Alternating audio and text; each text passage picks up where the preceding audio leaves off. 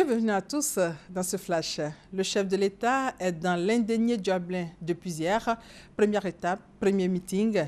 Aujourd'hui, un conseil des ministres est prévu pour faire le point de l'avancement des travaux des chantiers dans l'indénié Diablin. Des travaux qui ont accusé un retard. D'autres décisions seront prises également au cours du conseil des ministres pour le bien-être des Ivoiriennes, des Ivoiriens, des populations ivoiriennes. Après cette réunion présidée par le chef de l'État, il y aura le deuxième meeting à Bétier dans l'après-midi.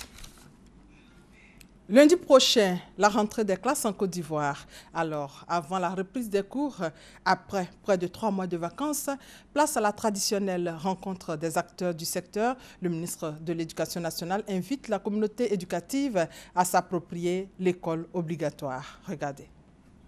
Ensemble pour la scolarisation obligatoire et une école de qualité. Ce thème doit servir de boussole dans le processus de déclinaison de la vision stratégique qui sous-tend l'école obligatoire. L'école obligatoire met la Côte d'Ivoire en convergence avec ses engagements internationaux et avec sa vocation de terre de prospérité promise à l'humanité.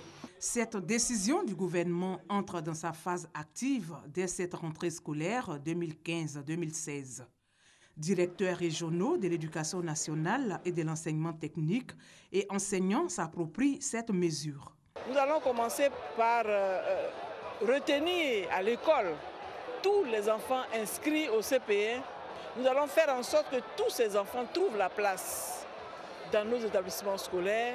Il s'agit pour nous de faire en sorte que les propos de Madame la ministre soient traduits en actes pour que la scolarisation soit une réalité dans nos zones. Au cours de cette rencontre avec les acteurs et partenaires du système éducatif, la ministre de l'Éducation nationale et de l'enseignement technique, Kandia Camara, a annoncé au titre de cette rentrée scolaire la disponibilité de plusieurs salles de classe.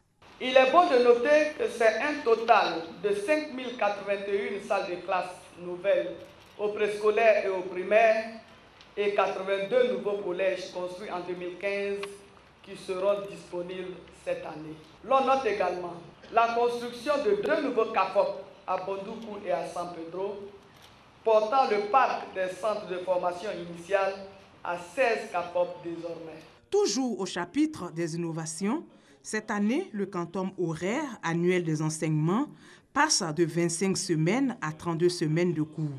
Et le retour à la lecture syllabique aux cours préparatoires, ce qui va permettre d'améliorer la qualité des apprentissages. Reportage signé Grace Kando. L'actualité, c'est aussi la fête de la Tabaski. L'événement sera célébré dans une semaine, précisément le vendredi 24 septembre prochain. Annonce faite par le COSIM, le Conseil supérieur des imams de Côte d'Ivoire. La fête de la Tabaski, il faut le souligner, commémore la soumission d'Abraham à Dieu. Hors de nos frontières, le chef de l'État sénégalais Macky Sall, président en exercice de la CEDEAO, Communauté économique des États d'Afrique de l'Ouest, et son homologue béninois Thomas Boni-Yayi se rendront aujourd'hui au Burkina Faso afin d'assurer une médiation à la suite du coup d'État. Bilan provisoire, au moins 3 personnes sont mortes et une soixantaine d'autres blessées depuis mercredi. Un couvre-feu est décrété sur place. Les populations déplacées qui fuient Boko Haram compte parmi elles environ 1,5 million d'enfants, dont 500 000 qui ont été déplacés au cours des derniers mois entre le Nigeria, le Cameroun, le Niger et le Tchad, a annoncé l'UNICEF ce vendredi. Dans le sud-est de l'Algérie, des pluies torrentielles ont fait une douzaine de morts dans la nuit de mercredi à jeudi, a annoncé la protection civile. Parmi les victimes se trouvent 9 étrangers de nationalité africaine. Et en bref également, au Sud-Soudan, au moins 85 personnes ont été tuées dans l'explosion d'un camion-citerne accidenté dont elles tentaient de récupérer la cargaison de carburant. C'est la fin de ce flash. Rappelons qu'il y aura un conseil des ministres délocalisé aujourd'hui à Bengourou et après, le chef de l'État animera son deuxième meeting à Bétier. Merci de nous avoir suivis. On se retrouve à 13 h.